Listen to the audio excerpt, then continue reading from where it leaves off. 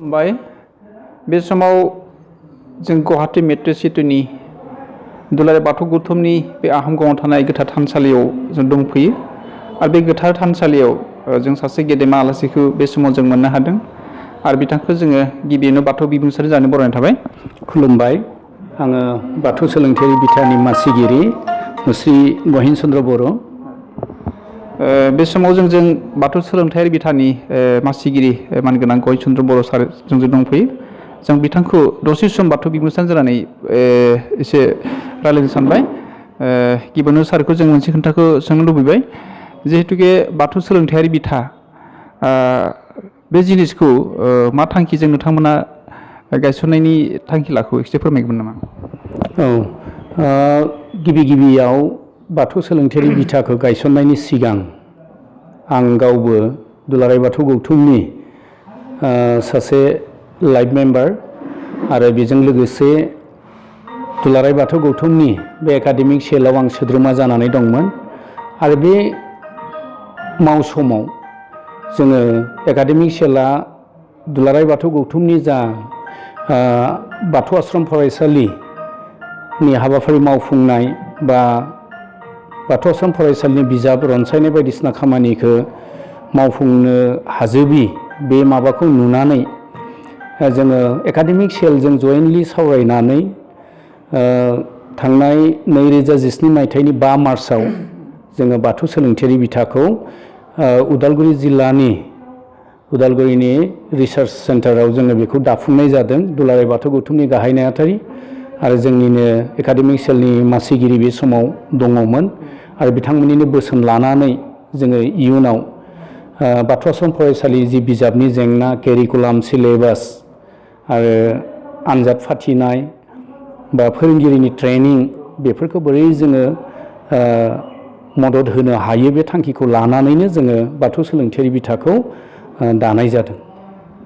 बे बाथौ सोलोंथायारि बिथाया जोंनि गभर्नमेन्ट जेब्ला फरायसालि दं आरो नन गभर्नमेन्ट जिखिनि फरायसालि दं, बे गभर्नमेन्ट आरो नन गभर्नमेन्ट फरायसालिनि गेजेराव बाथौ सोलोंथाइ बिथानि गेजेराव माबायदि सोमोन्दो लानानै नोंथांमोना खामानि मावनो हादों?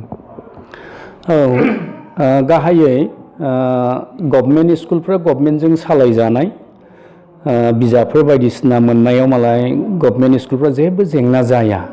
नाथाय जोंनि जाफोर बाथौ आश्रम फरायसालिफोर दङ बिथांमोना गभर्नमेन्टनिफ्राय बिजाबखौ मोननो हाया आरो बिनि थाखायनो बिजाबनि जेंना सोमजिदों आरो बिजाबनि जेंनाखौ जों सुस्रांनो थाखायनो जोङो गिबि बिथोननिफ्राय जागायनानै जोङो थाखो 8 सिमहालागै इंराजि आरो हिन्दी साबजेक्टखौ गारनानै बाखि आयदाफोरखौ बिजाब रनसायनायनि हाबाफारिखौ जों लादों आरो बिब्दि जोङो आथिखालाव बर' MIL खौ जोङो गिबि बिथोराइनिफ्राय थाखो 2 सिम आरो लोगोसे थाखो 5 बेखिनि थाखोखौ जों दिहुननो हाबाय आरो बेजों लोगोसे गिबि बिथोराइनि आबहावा फरायसंनाय बेखौ सुजुबाय आरो सानखान्थिखौबो जोङो थाखो 2 सिम सुजुबाय आरो अलरेडि जों बेफोरखौ फरायसालिनो हरबाय आरो बेजों लोगोसे फोरोंगिरिफोरनि माने मावबादा जों बोसोराव खमावबो खननै बे ट्रेनिं होनाय हाबाफारिखौ लादों आरो बेवहाय जोंहा गाहायै आमेरिकानिफ्राय सासे रिसर्च पार्सन फैनानै लिटारेल बब होननाय बिथाङा ट्रेनिं होफैदों आरो बे दा गोदान मुलुग दावगाफुनायाव गुबुन गुबुन जौगानाय हादोरफोरा जाबायदि सोलोंथायारि बिखान्थि लादों बे सोलोंथायारि बिखान्थि आरो फराफारिखौ लानानै सुजुनायनि हाबाफारिखौ जोङो एकाडेमिक सेल आरो बाथौ सोलोंथायारि बिथाया बे हाबाफारिखौ लानानै खामानिखौ मावदों। MTB MLA फ्राव माबोरै? आदसा बे MTB MLA प्रग्राम बियो माल्टिलिंगुवेल बे जि प्रग्राम माने फोरोंनायनि बे हाबाफारिया जोंहा लिटारेल रबार्ट बब बिथांमोना ट्रेनिं होदोंमोन आरो बेजों लोगोसेनो जोंहा डक्टर प्रफुल्ल बसुमतारी दङ। डक्टर प्रफुल्ल बसुमतारी बे MTB MLA नि सायाव माने फोरोंगिरिफोरनो माने ट्रेनिं होदों। थारमाने मा माल्टिलिंगुवेल बेस बोरैहाय जों सोलोंथाइखौ माने गथ'फोरनो होनो हायो, मोजाङै सोलोंथाइ होनो हायो बे हाबाफारिखौ लानानैनो माने होदोंमोन आरो नै गाबोननिफ्राय गाबोननिफ्राय जोंनिनो बाथौ सोलोंथायारि बिथानि गाहाय नेहाथारि दैमालु दुंहाव नार्जारि आरो सिमेन्ट सापरिनि प्रिन्सिपाल जोंहा बिदेश्वर नार्जारि बिथांमोना सप्ता खनसेनि जि प्रग्राम गुवाहाटी इउनिभार्सिटिनि आन्दाराव MTB MLE प्रग्राम जागोन बेवहाय सप्ता खनसेनि ट्रेनिं बिथांमोना लाबावगोन आरो बिथांमोना ट्रेनिं लाखांनानै फिन जोङो फैगौ एप्रिल दाननि गेजेराव बिथांमोननि गेजेरजोंनो जोङो फिन बाथौ आश्रम फरायसालिफोरनि फोरोंगिरि मावबादाखौ खालामनो जोङो माने थियारि जानानै दङ।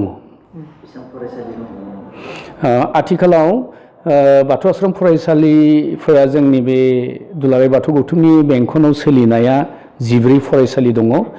क'क्राझारनिफ्राय हरै माने सिमेन्ट सापरिसिम जोंहा गलाघाटआवबो दङ, बिश्वनाथआवबो दङ, बिदिहाय 14 फरायसालि दङ आरो गोबां माने जायगानिफ्राय जोंनाव रादाब फैदों माने फरायसालि गायसननो बावैसो गुवाहाटीयावबो गंसे नेक्स्ट सेसनाव गायसनगोन बिदि माने रायलायदों। मेइना जाबाय मा बिजाबनि आंखाल आरो बिजाबनि जेंनाखौ सुस्रांनो हायोब्ला माने बाथौ आश्रम फरायसालिफ्रा माने बांगोन आरो बे बाथौ आश्रम फरायसालि गायसननायनि मेइन उद्देश्यआनो जादों मा जोङो भबिष्यताव फरायसालि एरहोनानै जों बे लेभेलैनो कलेज लेभेलसिम लांनाय आरो जोङो दुलाराय बाथौ गौथुमनि जि मोनसे मिजिं दङ, मोनसे थांखि दङ जे दुलाराय बाथौ गौथुमनि गेजेरजोंनो मोनसे माने इउनिभार्सिटि माने बुहुम फरायसालि मुलुगसोलोंसालि गायसननायनि जि टारगेट बे बिथाखौ दालांनो थाखायनो दानिफ्राय बे बाथौ आश्रम फरायसालिफोरखौ माने ट्रेनिं होनायनि हाबाफारि फोरोंनाय हाबाफारि दा बेफोरखौ हाबाफारिखौ लादों। बाथौ सोलोंथायारि बिथा आरो दुलाराय बाथौ गौथुमनि गेजेराव माबायदि सोमोन्दो लाखिनानै खामानि मावो नोंथांमोना? जोङो दुलाराय बाथौ गौथुम आरो बाथौ सोलोंथायारि बिथा बेजों जोंहा मोजां सोमोन्दो दङ।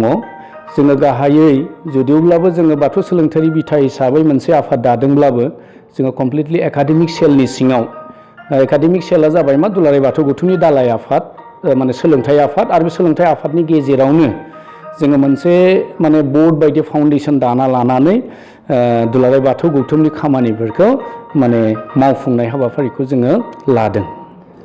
साबायखर थाबाय जोंहा बाथौ सोलोंथायारि बिथानि चेयारमेन बा मासिगिरि बिथाङा बेबायदि जोंनि बाथौ बिबुंथि रादाब हरनायनि थाखाय गोजोन्थों। साबायखर। खुलुमबाय।